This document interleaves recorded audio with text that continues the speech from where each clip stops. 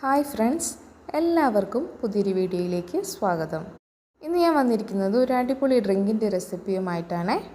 നല്ലൊരു ഇഫ്താർ ഡ്രിങ്കായോ വീട്ടിൽ വിരുന്നുകാരൊക്കെ വരുമ്പോൾ വെൽക്കം ഡ്രിങ്കായൊക്കെ ഇത് സെർവ് ചെയ്യാൻ പറ്റും.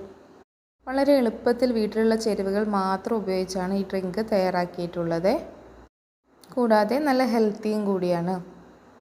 വരൂ, നമുക്ക് ഒട്ടും വൈകാതെ തന്നെ റെസിപ്പിയിലോട്ട് പോവാം. റെസിപ്പിയിലോട്ട് പോകുന്നതിന് മുമ്പായി നിങ്ങൾ ആദ്യമായാണ് എൻ്റെ ചാനൽ കാണുന്നതെങ്കിൽ സബ്സ്ക്രൈബ് ചെയ്യാനും കൂട്ടത്തിൽ ആ ബെൽ ബട്ടൺ കൂടി എനേബിൾ ചെയ്ത് അതിൽ ഓൾ എന്ന ഓപ്ഷൻ സെലക്ട് ചെയ്യാനും മറക്കല്ലേ.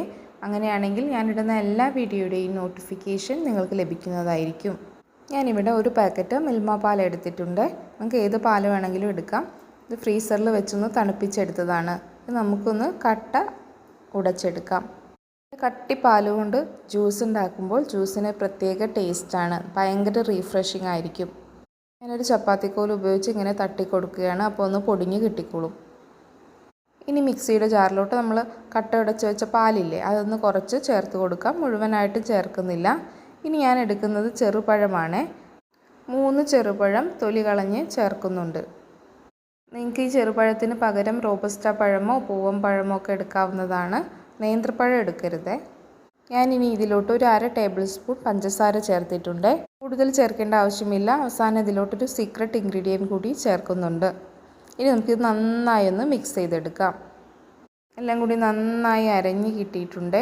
ഇത് കണ്ടില്ലേ, നല്ല തിക്കാണ്. ഇനി കുറച്ച് ലൂസായിട്ടാണ് ഈ ഷേക്ക് വേണ്ടതെങ്കിൽ കുറച്ചുകൂടി പാല് ചേർത്ത് ഒന്നുകൂടി അടിച്ചെടുക്കാം. ഇപ്പോൾ ഇങ്ങനെ തന്നെയാണ് സെർവ് ചെയ്യുന്നത്. ഇത് ഞാനൊരു സെർവിങ് ബൗളിലോട്ട് ഒഴിച്ചു കൊടുക്കുന്നുണ്ട്. ഇതുപോലത്തെ തിക്ക് ജ്യൂസ് നല്ല സിപ്പ് ചെയ്ത് കഴിക്കാൻ നല്ല ടേസ്റ്റാണ്. കണ്ടോ, എനിക്ക് ജ്യൂസ് ഈ ഒരു തിക്നെസ്സിലാണ് കിട്ടിയിട്ടുള്ളത്. നമുക്ക് വേണമെങ്കിൽ ഇതിലോട്ട് പാലോ വെള്ളമോ ഒഴിച്ച് ലൂസാക്കാം. ഇനി ഞാൻ ഇതിലോട്ടൊരു സീക്രട്ട് ഇൻഗ്രീഡിയൻറ്റ് ചേർക്കുന്നുണ്ടെന്ന് പറഞ്ഞില്ലേ, അതാണിത്, റൂഹ് അഫ്സ. ഗൾഫ് നാടുകളിൽ പ്രത്യേകിച്ച് റമദാൻ മാസത്തിലൊക്കെ ഏറ്റവും കൂടുതൽ വിറ്റഴിക്കപ്പെടുന്ന ഒരു പാനീയമാണിത്. ഇത് നാച്ചുറലായിട്ടുള്ളൊരു ഡ്രിങ്കാണ്. നമ്മുടെ നാട്ടിൽ നന്നാരി സർബത്തൊക്കെ ഇല്ലേ, അതുപോലത്തെ ഒരു ഡ്രിങ്കാണ്.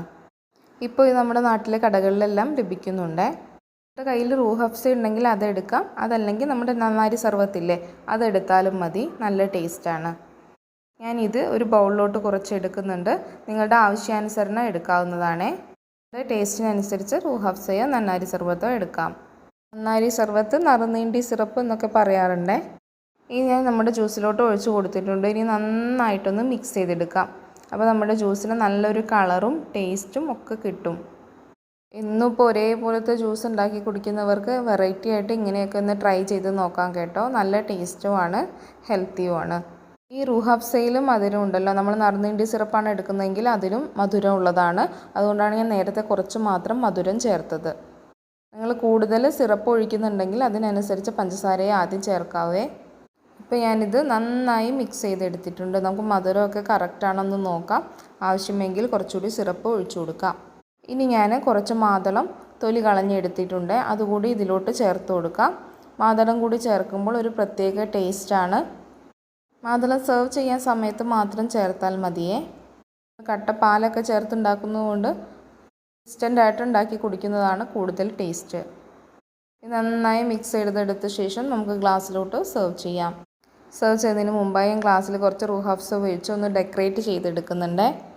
ഇനി നമുക്ക് ജ്യൂസ് ഗ്ലാസ്സിലോട്ട് ഒഴിച്ചു കൊടുക്കാം. അവസാനമായി ഇതിന് മുകളിലായി ഭംഗിക്ക് വേണ്ടിയിട്ട് കുറച്ച് മാതളം കൂടി ഇട്ട് കൊടുക്കുന്നുണ്ട്. അങ്ങനെ ഈ ജ്യൂസ് കാണുമ്പോൾ കാണാൻ നല്ല റിച്ച് ലുക്കാണ്. പക്ഷെ അധികം ചിലവൊന്നും ഇല്ലാതെയാണ് നമ്മളിത് റെഡിയാക്കി എടുത്തിട്ടുള്ളത്. എല്ലാവരും ഇതുപോലെ ഒരു ജ്യൂസ് തയ്യാറാക്കി നോക്കി ഫീഡ്ബാക്ക് കമൻ്റായിട്ട് അറിയിക്കുമല്ലോ. കൂടാതെ റെസിപ്പി ഇഷ്ടപ്പെട്ടാൽ ലൈക്ക് ചെയ്യാനും ഫ്രണ്ട്സിനും റിലേറ്റീവ്സിനൊക്കെ ഷെയർ ചെയ്ത് കൊടുക്കാനും മറക്കല്ലേ.